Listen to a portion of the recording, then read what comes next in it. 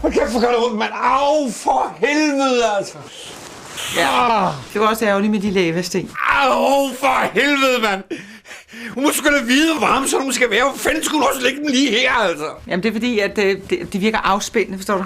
Der er utrolig mange mænd, der har spændinger i skridtet. Jeg skulle regne med, at nogle andre spændinger skal have i skridtet i aften, altså. Ja, det er også rigtig ærgerligt, skat. Men altså, skal vi ikke fokusere på, at nu er vi altså her og har rigtig dejligt, og vi to er sammen, og vi er til stede i nuet, og gud, der er også chokolader, skal du se det? Det dunker helt vildt. Ej, nu tiger du stille. Det kan godt være, at du har fået et brændsår i skridtet, men det betyder ikke, at vi ikke kan nyde livet. Det er sgu da en 3. grads forbrænding. Det ved jeg da godt. Jeg er da ikke døv. Jeg hørte da godt, hvad lægen sagde, men altså, jeg synes jo bare, at det behøver jo ikke. Altså, kan du ikke bare tage noget isterapi på den eller sådan noget?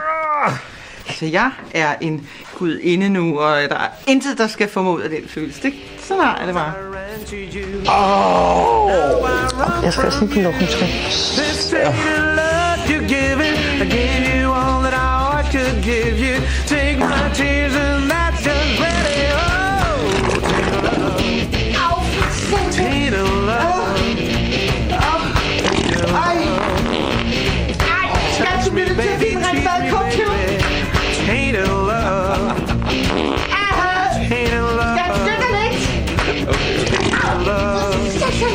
Jeg vil skide på det bedre stofskifte.